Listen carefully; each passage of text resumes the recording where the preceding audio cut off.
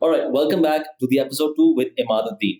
Episode 1 में हमने बात की पाकिस्तान के इकोनॉमिक ट्रबल्स की, डिफरेंट पॉलिटिकल पार्टीज के जो फिलॉसफीज होती हैं प्रॉब्लम्स को एड्रेस करने की। इस एपिसोड में हम उनके सॉल्यूशंस पे थोड़ा बात करेंगे, और पाकिस्तान को जो कंपैरेटिव एडवांटेज है दुनिया को वो क्या है। So let's tune to Imad back again. जी Imad, so in the part 1 we spoke about the problems. Now let's talk about the Pakistan's competitive advantage to the world that we have. अच्छा ये Abdullah, this is a very interesting question. In my opinion, I think there are Pakistan की कुछ strengths हैं. For example, Pakistan has the geographic strength. We have India on one side, we have China on one side.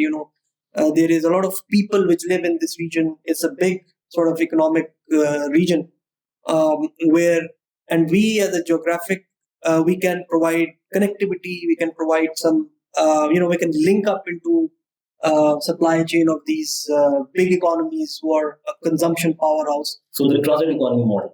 Transit and manufacturing probably, and this is and again I'm saying कि इस पे detailed debate research होनी चाहिए कि किन sectors में हमें inherent competitive advantage है और जहाँ पे नहीं है वहाँ पे क्या tweakings हो सकती हैं, क्योंकि देखें competitiveness के लिए आपकी टैरिफ पॉलिसी होती है, आपकी एनर्जी पॉलिसी होती है, आपकी फिस्कल पॉलिसी होती है, एंड आपकी फिर ज्योग्राफिक लोकेशन, किस तरह की क्वालिटी ऑफ एचआर है, आपकी डेमोग्राफी, यंग पॉपुलेशन है, एजिंग पॉपुलेशन है, etcetera etcetera. So on the face of it, I think there is a lot of potential that Pakistan can extract by being where they are. Okay. But then there are other challenges as well. There are regional conflicts going on in this region, how to navigate through. इसके अलावा CPEC का एक concept था, आपको पता है कि उसका एक बुनियादी जो फलसफा था वो ये था कि हमने चाइना जो कि बहुत बड़ी कंजम्पशन और मैन्युफैक्चरिंग हब है उसको कनेक्ट करना है with may be middle east and north south, एक कनेक्टिविटी देनी है जिसका एडवांटेज चाइना को भी था और पाकिस्तान को बीइंग अ ट्रांजिट इकोनॉमी होना था. ऑल्दो आई थिंक जो कॉन्सेप्ट था वो इन लेटर एंड स्पिरिट अभी भी इम्प्लीमेंट नहीं हुआ है, क्योंकि we got a bit distracted in between problem. उसमें फिर हम ऑल्दो ये एक कनेक्टिविटी मॉडल था बट हम उसको ले गए टुवर्ड्स सम पावर के ऊपर चले गए. वो हमारी रिक्वायरमेंट थी, ठीक है, उसमें से जो अच्छी चीज निकली वो थर्कोल निकली, for example indigenous resource that we are now utilising. Otherwise I don't know whether हम बड़े अरसे से उसकी बात करते रहे हैं बट नहीं हुआ. But that again is dollarized.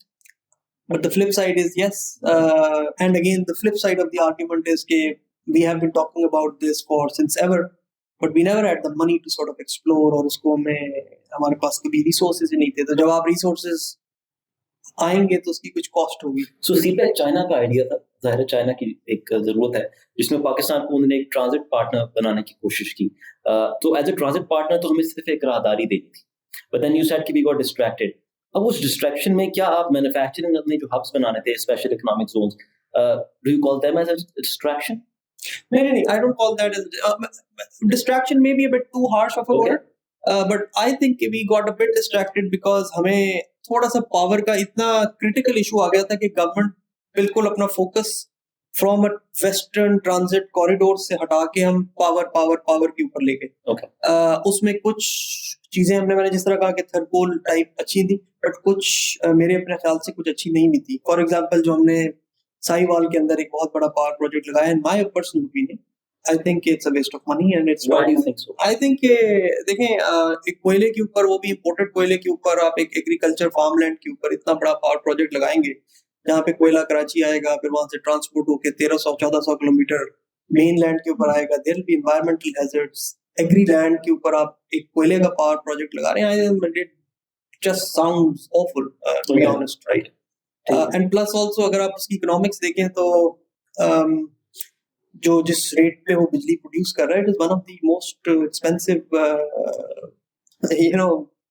Electricity that you are produce. इसके अलावा भी फॉर एग्जांपल हमने सीपेक के अंदर लाहौर मेट्रो डाल दी, for example, which I think was not in the spirit of the transit or connectivity which would have benefited the country as a whole. Right. Although I personally am very pro public transportation. Yeah. And I think that should be done by district governments. Okay. Local district governments करें, अपने budget से करें, उसमें हमें खैर हमें उस model को भी रिफॉर्म करने की जरूरत है, where districts can raise their own financing from the banks, from they can issue bonds, अपनी वो financing raise करें, अपनी वो जिस तरह होता है मॉडर्न वर्ल्ड। सो आपका इतराज मैं समझना चाह रहा हूँ, आपका इतराज जो मेट्रो ट्रेन आपने बात की उस पे ये है कि वो एक प्रोविंशियल या एक अर्बन किसी एक खास प्रोविंस का एक प्रोजेक्ट है, लेकिन एक वो नेशनल बजट से वो फंडिंग ले रहे हैं। हाँ, बिल्कुल मेरा ये इतराज है, क्योंकि उसमें जो गारंटीज ऑब्वियसली दी हैं to foreign lenders which are Chinese primarily, वो फेडरल गवर्नमेंट दे रही है, फेडरल गवर्नमेंट की कंटिजेंट लायबिलिटी है, ऑल्दो ये प्रोविंस का प्रोजेक्ट है, बट प्रोविंस में भी उसूली तौर पे एक डिस्ट्रिक्ट गवर्नमेंट का प्रोजेक्ट होना चाहिए, यानी public trust. So what sort of projects should qualify for a CPEC project? CPEC project में देखिए, जैसा मैंने कहा कि जो स्पिरिट थी CPEC की वो कनेक्टिविटी थी, और उस कनेक्टिविटी के और कनेक्टिविटी क्या कि आपने गुड्स की मूवमेंट की ट्रांजिट करनी है, राइट? उसमें रेलवे है, उसमें ट्रक्स यानी कि लॉजिस्टिक्स है, उसमें कनेक्टिविटी थ्रू इंटरनेट है, फाइबर ऑप्टिक वगैरह ये, और उसके साथ related economic zone, so that we integrate into supply chain of let's say China. Because unki manufacturing is getting more expensive. Probably some of the companies can shift here. They can use our cheaper HR. They want to export from some of the regional markets. They can use Pakistan as a manufacturing hub, for example. इसी तरह अगर middle east में अपना oil produce करना है, अपना cell करना है चाइना को, we can be sort of a conduit between a major oil supplier to a major oil consumer, for example. बीच में we can offer the services of refineries in the economic zones, etc., etc. So basically, a integration in the supply chain, again with the focus of manufacturing, of value addition, of earning foreign currency. So उसमें जब हमने manufacturing Jones की बात की, तो जब Chinese parties were inducted into this manufacturing zones creation, तो उसमें फिर हमने देखा एक कंट्रोवर्सी सी आ गई कि सारे कॉन्ट्रैक्ट्स तो शायद चाइनीज के पास जा रहे थे। अब यहाँ सवाल मेरा ये बनता है कि there is an investment model of the Chinese and there's this of the West. How do you think the both are differentiated? Chinese CPEC एक broad concept है, उसमें a lot of autonomy is given to the governments to define what projects they want to get into CPEC. उसके joint working groups थे जिसकी basis के ऊपर जो है ना वो projects qualify होते हैं, but बहुत सारी flexibility ना government के पास थी to identify which projects they want to mark as CPEC. CPEC में मार्क करने का फायदा ये था कि एक्सेस टू चाइनीज मनी हो जाता, जो अदरवाइज अगर आपको नहीं मिल रहा। मिसाल के तौर पे मैं थर्मोकोल की बात करूँ ना, coal financing is a very difficult job in the modern world to get financing from multilateral और डिफरेंट पैक्ट्स, राइट? क्योंकि उसमें एनवायरमेंटल इश्यूज और sensitivities involve, but you got Chinese money to develop that, for example. But लेकिन इसकी flip side ये है कि कुछ और प्रोजेक्ट जिस तरह मैंने कहा शायद वो अननेसेसरी थे, ठीक है, अननेसेसरी डेट बर्डन भी था, और उसका जो इम्पैक्ट फैक्टर है to the country overall is very limited to some regions or area. Right. So what I want to understand is कि we got access to the Chinese capital, right? Yes. So उसके साथ-साथ फिर हमारे ऊपर कुछ covenants भी आ गए, we had to fulfill them. Yeah, obviously we have to repay the debts. But then also that well ये और भी models ऐसे हैं, but again the Chinese contractors would come in, they would develop, they would have the whole contract with them, turnkey contracts. Okay. Obviously the money comes into the project gets developed, but a lot of money just sort of goes back to the China, which is fine as long as you have evaluated and you have done your homework properly and you know what exactly the cost benefits are to your country. लेकिन फिर हमने अपने local manufacturing sector को भी तो हमने space देनी थी ना जी, CPEC के थ्रू। अगर वो सारा बिजनेस चाइनीज इन्वेस्टर ही आके लेकर जा रहा है, तो हमारा जो लोकल मैन्युफैक्चरिंग सेक्टर है उसके लिए फिर CPEC में क्या है? नहीं, उसके लिए CPEC में इकोनॉमिक जोन्स के अंदर इंडस्ट्रियलाइजेशन, जहाँ पे इंडस्ट्री प्रॉब्ली लगेगी या Chinese investor in joint venture with the local investor जो है वो डेवलप करेगा। हम जो अभी जिस चीज की बात कर रहे हैं वो कंस्ट्रक्शन ऑफ रोड्स की है, वो पावर प्रोजेक्ट्स की है, अभी तो हम वहीं तक ही पहुंचे हैं। कुछ इकोनॉमिक जोन्स के ऊपर काम बिल्कुल हुआ है, जिस तरह रशाकई का इकोनॉमिक जोन है, कुछ ये नीचे दाबे जी का है, फिर कायदे आजम का इंडस्ट्रियल जोन के ऊपर है, कुछ कंपनीज भी आई हैं बाय द वे। फिर बीच में कोविड की वजह से एक बहुत बड़ी डिस्ट्रप्शन भी आई थी, बिकॉज चाइना वेंट बिल्कुल क्लोज हो गया था, and it took a lot of time for them to sort of come back into the game, so उसकी वजह से भी डिलेज हुए हैं। फिर previous government has also been trying to sort of kind of renegotiate some power contracts which they thought are sort of not viable perhaps. कुछ उसके ऊपर भी डिस्कशंस थोड़ी सी I would say कि शायद बहुत फ्रेंडली नहीं रही थी, because obviously when you negotiate contracts, it's always a difficult ठीक है. sort of job. So being an investment banker, CPEC भी एक opportunity थी आपने when you were working with HPL, you were looking at CPEC projects as well. Pakistan के overall sectors को सिर्फ manufacturing की बात नहीं करते, CPEC के ऊपर कितना इन्हिसार करना चाहिए, क्योंकि अभी तक तो हम CPEC को ही समझे बैठे हैं कि यार जब ये हो जाएगा तो फिर पाकिस्तान आगे जाएगा. Do you think that's a fair expectation, or there's an alternate side to it as well? नहीं, देखिए आई थिंक कि हमें टोटलिटी में चीजों को देखना है. Okay. और अगेन वो टोटलिटी क्रिएट होगी वहां से जब हमारा इकोनॉमिक थॉट बड़ा क्लियर कि again what I said earlier was कि आपने अपनी इकोनॉमी को किस तरह की इकोनॉमी बनाना है. सही. For example in my personal opinion I think कि we should have 3 or 4 engines of growth for the economy. Okay. One is your agriculture, one is your manufacturing leading to exports. Yeah. One is your IT, a lot of potential for IT, low capex, but and your fourth is infrastructure development, real estate. Right. ये 4 आपके engines of growth बन सकते हैं economy के, जो value add करेंगे economy में, and which will also result become a springboard for your exports. Okay. But इसके फिर सबसेट्स हैं. इसमें ऑब्वियसली कनेक्टिविटी, अगर आप मैन्युफैक्चरिंग हब बनना है आपने, या आपने मैन्युफैक्चरिंग को प्रमोट करना है, you need connectivity with the regional market, and CPEC plays an important role there. Sure. Right? Because it not only connects you to probably China and the Central Asian markets, also maybe it can be expanded to other regional left, right, sort of countries. So connectivity is very important for any manufacturing country, right? Right. So I think it fits in well. Yeah. If you look at it from a holistic perspective, and it has a role to play in overall sort of construct of your economy. But लेकिन उसको अगर हम उसको बिल्कुल ही उसको एक saviour के तौर पे ले रहे हैं कि शायद वो हमारा इकोनॉमिक सेवियर है, I think that's a misplaced expectation. क्योंकि नॉर्थ साउथ की अपनी एक इकोनॉमिक्स भी हैं, whether it's viable to sort of, तो बहुत सारा काम उसमें, बहुत सारी चीजें टेस्ट करने वाली हैं. Again I'm saying it has to be looked into from a holistic point of view and not just कि जी CPEC हो जाएगा तो पता नहीं क्या हो जाएगा. I don't think that's a realistic expectation. So let's have a look at India. India ज़ाहिर है पाकिस्तान से तो बिल्कुल मुकाबला ही नहीं है, लेकिन आप क्या समझते हैं कि in terms of economic policy, what are those major few things that they have done right from day one and Pakistan could not, and there's a room for us to correct them all? I would not claim that I have a grip on or understanding of a lot of मतलब बहुत ज्यादा Indian economic models की, but कुछ चीजों का मुझे बिल्कुल अंदाजा है, उसमें मैं बात कर सकता हूँ. A lot of people talk about the 1992 Manmohan reforms. I think that was the turning point for India, and I do agree with that. Okay.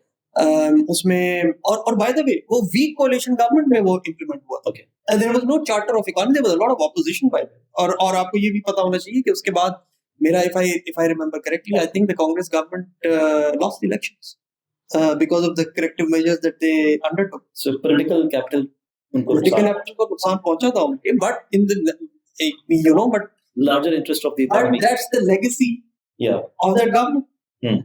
At the end of the day, we are talking about that because they did something which they cherished, right? And as a political party, I think it's a big legacy to have. Right. So what were those reforms? Again, वो reforms again यही थे कि that was the last sort of they went into the IMF program. Again, their currency was pegged, वो currency की unpegging हुई, वो काफी सारा inflation आया, आपने अपने खर्चे वो typical हुई, they adjusted their prices, their fiscal deficits को कम करें, अपने developing spending को कम करें, तो cookie cutter type चीजें थी, but that was prescribed by the IMF initially, but then the country and the political class itself realized that this is what they have to do. And then there were some lawmaking, legislation, they liberalized their economy. अपनी economy को open up किया, थोड़ा सा investor friendly किया, जहाँ पे protections डालनी थी वहाँ डाली.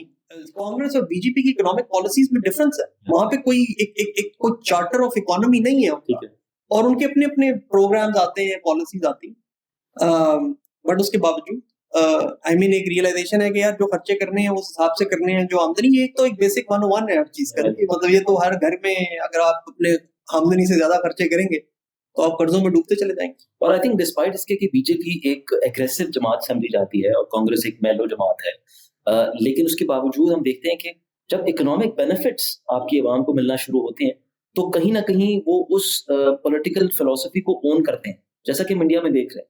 यू हैव अ से ऑन दैट? बिल्कुल सही बात है। देखिए अल्टीमेटली मेरा तो अपना मानना ये है कि everything is linked to economy. जब इकोनॉमिक चैलेंजेस होते हैं, वी हैव सीन के सोशल क्रैक्स भी वाइडन होते हैं, problems frictions between different ethnicities, different segments बढ़ते जाते हैं। जब आपकी इकोनॉमिक प्रोस्पेरिटी होती है, when the middle class is growing, when the jobs are being created, when you're exporting, when you start building your international profile, a lot of these अगर आप different regions के हैं, डिफरेंट एथनिसिटीज के हैं, तो आप फिर कलेक्टिवली शेयर करना शुरू कर देते हैं इन दैट सक्सेस, राइट? तो और वो सक्सेस में की रोल आपकी इकोनॉमिक स्टैंडिंग का था। सो उससे फिर आप लोगों को इकट्ठा भी करते हैं, versus when you are in problems, in economic challenges, when you can't fairly allocate your resources, obviously then it leaves a lot of bitter taste. Okay. So another question that I have is कि हमारी 18th amendment की वजह से काफी control provinces के पास आ गया। उसकी spirit तो बहरहाल बहुत अच्छी थी, लेकिन हमने पिछले दौरे हुकूमत में ये देखा कि वो उसको कहीं ना कहीं मोरद इल्जाम ठहराते थे कि फेडरल के पास इतना कंट्रोल नहीं था। As an investment banker, how do you look at that amendment, and how do you think a government in the center has to look at it in terms of financial liberty that they have? देखिए मैं personally अगर मैं आपको कहूं तो मैं in theory I am pro 18th amendment. I think it had the heart in the right place, where the objective was to devolve a lot of decentralized things and pass it on to the province. The problem is कि जिन लोगों ने ये 18th amendment create की थी और agree किया था, उन्होंने ही उसकी इम्प्लीमेंटेशन में रोड़े अटकाए। And we also have to recognise कि हर चीज पहली दफा में 100% ठीक नहीं होती। So for our audience, अगर हम थोड़ा सा 18th amendment को मैक्रो लेवल पे समझा दें कि वो क्या थी।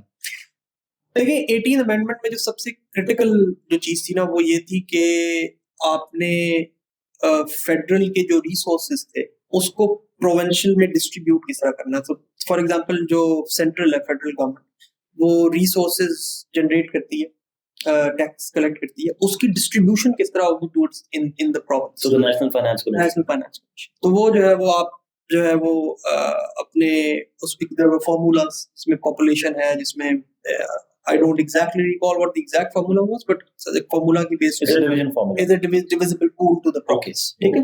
तो वो जो है वो प्रोविंस के पास चले जाता है। इसके अलावा फिर उन्होंने कुछ चीजें डिवॉल्व की थी, मतलब for example education was devolve, health was devolve to the province, and there were few other things which were agriculture for example was devolve.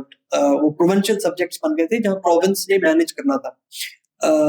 ये ठीक बात, ये अच्छी बात थी, बट इसका जो एक्सटेंशन था वो ये था कि आपने अपनी गवर्नेंस को भी डिवॉल्व कर, आपने लोकल गवर्नमेंट्स, आपने वो पैसा प्रोविंस तक नहीं रोकना था, वो आपने डिवॉल्व करके डिस्ट्रिक्ट गवर्नमेंट्स पे लेके जाना था। Okay. वो फिर लोकल गवर्नमेंट्स पे लेके जाना था। देयर हैज टू बी, वहां पे प्रोविंशियल फाइनेंस कमीशन आना था जहां पे हर डिस्ट्रिक्ट की इक्विटेबल रिसोर्सेज हो, हर डिस्ट्रिक्ट एम्पावर्ड हो with their resources of sort of collecting their finances and also sort of spending.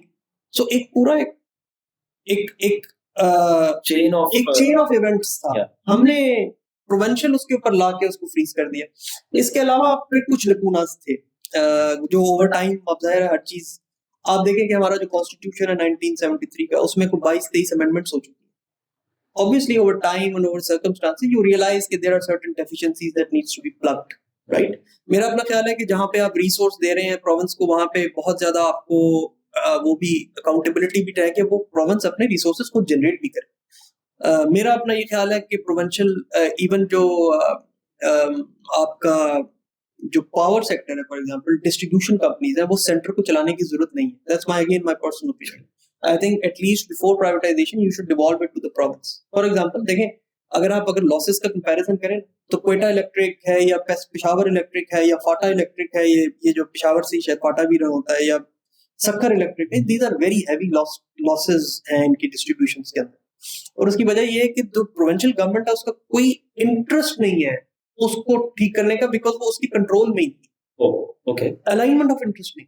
अगर आप उसको डिवॉल्व कर देना, मेरा अपना एक ख्याल है कि बहुत सारी चीजें वो फिर लोगों को भी पता होता है कि यार आपने किसको who scholar you have to sort of grab, और वो अकाउंटेबिलिटी आएगी, वो थोड़ा सा एडमिनिस्ट्रेटिवली उसको इम्प्रूव करेंगे। अब वो सेंटर अगर रन कर रहा है उसको, तो वो नीचे प्रोविंस का इंटरेस्ट नहीं है उसको ठीक करने में। So basically true implementation of the 18th amendment spirit would lead to a better resource division and better running of the system of governance that you have. Absolutely, I think Fair so. enough. And it has to evolve further. I think कि हमें तो उस level पे जाना चाहिए जहाँ पे metropolitan cities and districts should be raising their own funds. They're raising their अपने bonds issue करें, municipality bonds होते हैं, corporate ये district bonds होते हैं. अपनी फाइनेंसिंग करें, अपनी टैक्सेस कलेक्ट करें, ये पार्किंग, ये वो सारा. डिस्ट्रिक्ट गवर्नमेंट्स के अपने बजट्स होने चाहिए जिससे वो अपनी फाइनेंशियल ऑटोनॉमी run करें अपनी units. Okay, so we have talked about 4 to 5 engines of growth, namely agriculture, real estate, IT, and manufacturing industry. अब इन चारों जो आपने engines of growth बताएं, इसको मेन स्ट्रीम से कनेक्ट कैसे करें? What is the process to do it? Yeah, देखिए, I think I'll again sort of use the buzzword which is called reform. Yeah.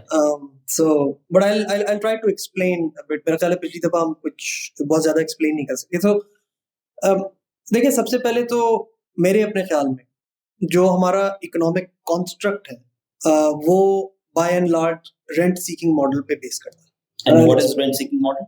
एक रेंट सीकिंग ये है कि जी मोटे लफ्जों में अगर मैं आपको बताऊं कि जो प्राइवेट इंस्टीट्यूशंस या कंपनीज या इदारे हैं हमारे, वो ऑन इटसेल्फ शायद इतने कंपेटिटिव नहीं है दुनिया से compete करने के लिए. और उनकी बहुत सारी वजूहत.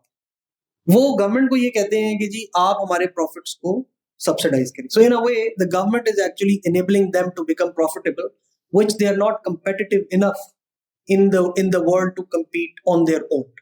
होता ये है कि जी फिर हमारे बजट से उनको वो जो मराहत मिल रही हैं इतनी मिल रही हैं कि वो उनकी एक्चुअली प्रॉफिट्स को गवर्नमेंट सब्सिडाइज कर रही है. तो हम अपने टैक्स से बेसिकली प्राइवेट एंटिटीज को प्रॉफिटेबल कर रहे हैं बेसिकली इन अ नटशेल. और इसमें एक तो ये एस्पेक्ट. दूसरा एस्पेक्ट ये है कि हमारे कुछ इंस्टीट्यूशंस वो एक स्टेट इंस्टीट्यूशंस भी हैं, इसके अलावा वो एक बिजनेस के बहुत बड़े कॉन्ग्लोमरेट्स. अब जब obviously when the state institutions are also running their businesses, तो देयर इनहेरेंटली वो स्ट्रक्चर इस तरह का बन गया है कि उसमें गवर्नमेंट की पॉलिसी मेकिंग के साथ उनका एक इनहेरेंट कॉन्फ्लिक्ट बन जाता है. सो बजाय इसके कि जी गवर्नमेंट और को सपोर्ट करे इदारे एक लेवल के ऊपर दानिस्ता या गैर दानिस्ता तौर पे, चूंकि उनका इंटरेस्ट कॉन्फ्लिक्ट ऑफ इंटरेस्ट बन गया है कि जी इकोनॉमिक पॉलिसी अगर आपने कुछ चैलेंजिंग रिफॉर्म करना है वो डायरेक्टली अगर स्टेट इंस्टीट्यूशन के बिजनेसेस को इम्पैक्ट करेगी तो फिर एक कॉन्फ्लिक्ट गवर्नमेंट के साथ बनेगा. तो purely from an economic perspective ये जो कॉन्स्ट्रक्ट है हमारे इकोनॉमी का, इसमें एक इनहेरेंट फ्लॉ है. इस फ्लॉ को दूर करने की जरूरत है, इसको रिफॉर्म करने की जरूरत है. मेरा पर्सनली ख्याल नहीं है कि स्टेट इंस्टीट्यूशंस को अपने बिजनेसेस रन करने चाहिए, क्योंकि regardless of the government there will be a conflict. There will be a conflict whenever a government wants to take tough decisions. There will be a conflict whenever the government wants to do corrective measures, क्योंकि ये conflict of interest number 1. Number 2, अब अगर हम वो मैंने आपको 4 engines की बात की थी, अगर हम एक एक करके ब्रॉडली जरा टच कर लें जो मेरे ख्याल से क्या होना चाहिए. पहले हमने बात की एग्रीकल्चर की. अब एग्रीकल्चर रिफॉर्म्स में 2-3 चीजें देखें. एग्रीकल्चर में तकरीबन 25 से 30% ऑफ द एग्रीकल्चर कंट्रीब्यूशन हमारी जीडीपी का आता है. हमारी टैक्स कलेक्शन हार्डली 1% है from the agriculture, which is plus minus, I may not be entirely correct, but बहुत minimal, which is pathetic to be honest. Obviously इधर एक रिफॉर्म और एक सीरियस चेंज की जरूरत है कि जी जितना आपका कंट्रीब्यूशन इन द इकोनॉमी है उस हिसाब से आपकी टैक्स कलेक्शन होनी चाहिए. This is one side. The other side is कि जी the government has to also spend some resources to improve their productivity. आपकी हमारी productivity is one of the lowest. आप इंडिया में बराबर में देखें. आपको बाय द वे एक और मैं इंटरेस्टिंग फैक्ट बताऊं, सिंध और पंजाब की प्रोडक्टिविटी में बड़ा फर्क है. अच्छा. और in contrary Sindh is more productive. Okay. उसकी कुछ रीजंस है, we can get into details, but is that a better functioning of the relevant institutions कि उनकी प्रोडक्टिविटी बेहतर नहीं? उसकी प्रोडक्टिविटी में कुछ कॉन्टेक्स्ट है. कुछ लोग ये कहते हैं कि जी लार्जर लैंड साइज है तो उससे प्रोडक्टिविटी ज्यादा बेहतर होती है. I don't entirely agree with this phenomena, but it makes sense कि वो if you employ mechanization or larger farm holdings तो फिर वो उसमें आपकी economies of scale develop होती है. But उसकी फिर flip side भी है. Larger land holdings means very few people with very large land holdings, which is also not good. Yeah. But look, if you look at the Indian model, for example, Indian में तो large holdings नहीं है, but despite that they are more productive. So I'm not an agriculture expert, yeah, but what I know is that India की productivity बहुत बेहतर है. So the land reforms you're talking Right. I'm talking about that the resource, there is something wrong in the whole sort of construct, the way we are operating, because we are not producing as much as we should. India is doing much better. उसमें access to finance है, उसमें शायद इन farmer को वो price नहीं मिलती, the middle man का role बहुत ज्यादा है. Obviously, again, as I said, I'm not an expert, but there is clearly a problem there which needs to be fixed, and that's what the reform that needs to be done. अगर middle man को हटाना है तो हटाना है, या उसका role limit करना है तो करना है, या for example access from farm to market improve करनी है, सो वो हमें फॉर एग्जांपल करनी है. कोई प्रोटेक्शंस, लेजिस्लेटिव प्रोटेक्शंस देनी है, पानी के access they need. So whatever. So the point is that we need, the government needs to mobilize their resources to improve productivity. Sure, that's number one. That's number one. And also make sure that the economics for the farmers work. क्योंकि हमने ये देखा है कि for example अगर मैं कुछ recent past में जाऊँ, so we have seen the agriculture, for example, in 2020-21, it grew by 4%. Okay. और हमने ये भी देखा कि a lot of investment has mobilized into agriculture sector. क्योंकि वहाँ पे जब economics बेहतर हुई, लोगों को price अच्छी मिली, so investment भी उसके अंदर आई, और ये continuous cycle है. The more the investment goes, the more productive it becomes, the more money they make, the more tax they will generate. So it's kind of a sort of circular reference. Right. But the point is कि जी आपको उस agriculture sector की reforms, make serious reforms की जरूरत है, which means you have to mobilize resources. Number one. Number two, अगर आप manufacturing की मैंने बात की, अब manufacturing में देखें एक major reform, again I'll refer to recent past, national tariff policy एक आई, introduce की गई थी. हमारे यहाँ अनफॉर्चुनेटली जो टैरिफ मैकेनिज्म्स हैं, यानी कि ड्यूटीज और टैक्सेस आप लगाते हैं, जनरली वो as a source of revenue consider किया जाता है कि जी आप उससे गवर्नमेंट टैक्स लें. हकीकत में जो टैरिफ स्ट्रक्चर्स होते हैं वो इंडस्ट्री को कंपेटिटिव और उसकी प्रमोशन के लिए डिजाइन किए जाते हैं. फॉर एग्जांपल आपको ये पता होना चाहिए कि जी रॉ मटेरियल पे अगर इस हद तक ड्यूटी है, उसके बाद जो है वो आप सेमी वैल्यू एडेड पे ये है, फिर वो मैन्युफैक्चरिंग हुई, फिर वो एक्सपोर्ट हुई. So you align your tariff in the supply chain in order to promote the value chain of that particular product that you are manufacturing and producing and generating employment. So tariff policy is one of the reforms that needs to be done. So for me to understand this, कि आपने कहा कि उसको as a revenue source समझा जा रहा है, तो फिर वो किसको revenue source समझे? End product को, finished goods को, या at the source आप क्या देना समझे? फिनिश गुड्स पे टैक्स लगाए गवर्नमेंट, टैरिफ उस पे इंप्लीमेंट करे. देखिए गवर्नमेंट के टैक्सेस दो ही तरह के टैक्सेस होते हैं, एक डायरेक्ट टैक्स है, एक indirect tax. Indirect tax is sales tax, जो वैल्यू एडेड टैक्स की फॉर्म में हो तो शायद ज्यादा बेहतर है, और direct tax is income tax. So I want to understand also the sales tax and the value added tax. How would you differentiate between them? देखिए वैल्यू एडेड टैक्स ना हर वैल्यू एडिशन के ऊपर चलता जाता है, और पिछला सप्लायर, यानी कि अगर मैं रॉ मटेरियल इंपोर्टर हूँ और मैं मैन्युफैक्चरर हूँ, तो मेरे ऊपर अपनी वैल्यू के हिसाब से टैक्स लगता है, और फिर जब वो प्रोसेस में आगे जाता है तो मुझे उसका क्रेडिट मिलता है जो मैं पीछे पे कर चुका हूँ, और फिर जो इंक्रीमेंटल वैल्यू है उसके ऊपर टैक्स मेरा सप्लाई चेन में अगला पार्टनर देगा. अल्टीमेटली मैं 17-18% के ऊपर पहुंचूंगा, but the whole chain is then giving tax as per the value addition. Fair enough. And that's a fair way of doing, but उसकी implementation में हमारे यहाँ हमेशा से बड़े challenges रहे हैं, क्योंकि डॉक्यूमेंटेड नहीं है, डॉक्यूमेंटेशन की इश्यूज हैं, ग्रे इकोनॉमी बहुत बड़ी है, सो इस वजह से हमारे यहाँ challenges रहे हैं, और हमेशा से ये डिबेट रही है. बल्कि actually I think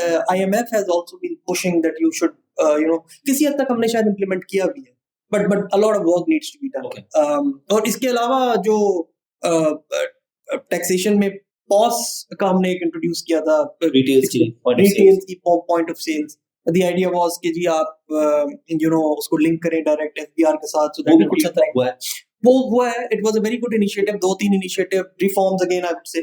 One was track and trace, where some industries were tracked as per कि कितना उनकी movement हो रही है from factory, so that you have a track and the trace of that particular good, कि ताकि उसकी taxation accordingly हो सके, और जो sales tax है वो government ले सके. Okay, so coming back to the national tariff policy, उससे आप लिंक करें कि मैन्युफैक्चरिंग सेक्टर पे how does these tariff policies help or could help?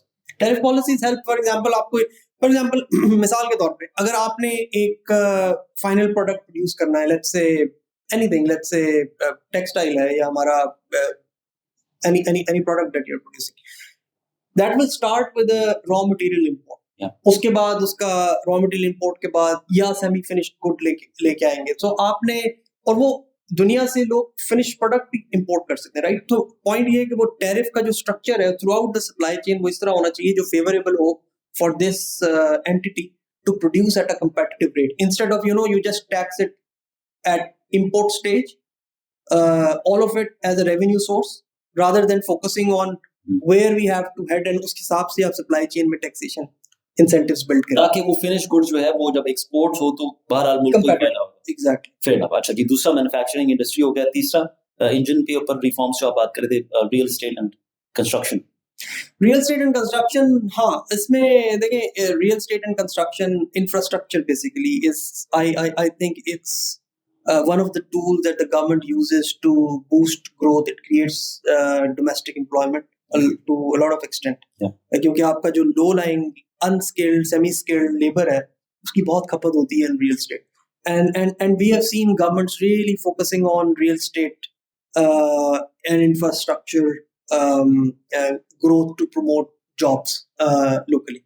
Having said that, ये sector बड़ा tricky भी है पाकिस्तान के context में, अनप्रोडक्टिव भी बहुत। फॉर एग्जांपल प्लॉट्स में लोग इट्स अ डेड इन्वेस्टमेंट, इसकी कोई प्रोडक्टिविटी नहीं। आई थिंक अगेन यहाँ पे फिस्कल टूल और रिफॉर्म्स की जरूरत है कि जी आपका टैक्सेशन सिस्टम किस तरह का हो कि जी लोग इंसेंटिवाइज हो to construct, to create value addition. Again हम वैल्यू एडिशन की बात कर रहे हैं बार बार कि इकोनॉमी में वैल्यू एडिशन वेल्थ क्रिएट करती है। आपने अगर लेट्स से मिसाल के तौर पे 2 साल आपने एक प्लॉट लिया है, आप 2 साल के लिए अगर उसको टैक्स इंसेंटिव देते हैं कि जी अगर if you construct in 2-3 years, then you have a certain tax advantage. If you don't, then you will be imposed a wealth tax, for example. So that's one. And then also equitable taxation is the other side. हमने बहुत सारे black holes create किए हैं real estate के अंदर, उसको correct करने की जरूरत है। और correct करने की जरूरत इस वजह से है क्योंकि आप जब black holes create कर देते हैं economy के अंदर, तो फिर आपके प्रोडक्टिव रिसोर्सेज से पैसा निकल के अनप्रोडक्टिव रिसोर्सेज में जाना शुरू हो जाता है। So for example, people will not invest in stock exchanges and the companies who are raising capital from manufacturing and growth, rather they will say कि यार रियल एस्टेट पे तो टैक्स ही नहीं है, मुझे एडवांटेज है, मुझे पता है मैंने आज प्लॉट लेके डाल दिया तो मेरी तो वैसी वो एक रियल एसेट है तो करेंसी भी डिवैल्यू होगी तो मेरा तो वैल्यू बढ़ जाएगी। तो हर कोई फिर हमारे यहाँ एक बड़ा पेट इन्वेस्टमेंट एवेन्यू है to just buy plots and just put their savings there. So इस imbalance को correct करने की भी जरूरत है। लेकिन मैं as an investor अगर मैं उस साइड से बात करूं तो पिछले चंद सालों में स्टार्टअप्स का दौर था और बहुत से sane investors ने अपना कुछ चंक उसमें भी इन्वेस्ट किया, but then that bubble just burst and so that proved to be a very pro risk or riskier campaign for startups. तो फिर तो इन्वेस्टर अपनी जगह ठीक है कि हाँ जी मैं रियल एस्टेट में डालता हूँ, मेरा पैसा डूबता नहीं है। नहीं, इन्वेस्टर हमेशा ठीक होता है, लेकिन पैसा उधर ही फ्लो करता है जहां पे आप इंसेंटिव देंगे, so money will flow there. So I am not blaming the investor, I am blaming the government policy making which funnel that money to a certain sector which becomes unproductive. देखिए venture capital की आपने बात की, venture capital all over the world is a high risk business, but high risk is high return, so you price that risk, right? आप कहते हैं यार मैं 4 में इन्वेस्ट करूंगा, एक चल जाता है तो मेरा वो रिटर्न इतना बन जाएगा कि I will cover the other 3 losses. So you price it accordingly. ना आप रिस्क को प्राइस कर रहे होते हैं, that's a fair play, right? Sure. But अगर आप ब्लैक होल्स क्रिएट कर देते हैं इकोनॉमी के अंदर, जहां पे कोई टैक्स नहीं है, कोई उसमें एमनेस्टीज आप दे रहे हैं, आपको रिकॉर्ड नहीं है, तो पैसा इन्वेस्टर तो ऑटोमेटिकली फनल करेगा अपना पैसा उस तरफ। मिसाल के तौर पे, for example, there was an estimate that the DHA plots in Lahore, Karachi are worth billions of dollars. That money is stuck there. वो उसमें कोई productive construction, making value, creative exercise नहीं हो रही. The people think that it's a safe investment. You just buy it overseas, Pakistanis will just put their money there, and the plot is just there for years and years, and there is no activity there. तो उसका कोई advantage नहीं है economy. तो alternate provide करे ना government. देखिए इसके टैक्स कर दे या रिफॉर्म कर दे तो ऑल्टरनेट प्रोवाइड करे जहां पर इन्वेस्टर पैसा डाल सके। बिल्कुल ऐसा ही है, बट वो आप अपनी फिस्कल पॉलिसीज के थ्रू एक इक्विटेबल प्रोवाइड करते हैं ground for investors to put in growth. और हमने ये कोविड में देखा है, जब पिछली गवर्नमेंट ने रियल एस्टेट पे फोकस किया था, उसने it kept the economy afloat in terms of the jobs that were created for the poorest of the poor and the labor and the semi-skilled employees, right? और फिर वो government was trying to create a mortgage market, which I think is very, very essential. Having said that, still there is a lot of work to be done, particularly on the fiscal side, कि जी आपने सबको document भी करना है, आपने tax भी करना है उनको, ताकि वो एक टैक्स नेट के अंदर एक प्रॉपर वाइट इकोनॉमी का हिस्सा बने. And the fourth thing is finally is the IT, जो मैं कह रहा हूँ कि आईटी के अंदर भी इट्स लो कैपेक्स, उसमें बहुत इंफ्रास्ट्रक्चर आपको नहीं चाहिए, it's a skilled sort of service. Coming to the end of it, अभी हमने सारी बात की, पाकिस्तान के इकोनॉमिक इश्यूज की बात की, कुछ आपने सॉल्यूशंस की बात की. सिल्वर लाइनिंग क्या है? Because there is a lot of grey और dark areas that we as Pakistani nation is stuck into. Where do you think is the silver lining? What is the hope ahead for Pakistan? Again, the hope, I think, I am hopeful in the dark times, because I think I don't think it will take a lot of time, provided that the government realize and this political uncertainty dies down, to do these corrective measures. Political governments की अगर will है तो ये हो जाता है. And we have seen that despite challenges, the governments have been able to do what they think is important for them. एक दफा, and I think 5 years for a government is a reasonable time frame to at least change the direction of the economy. At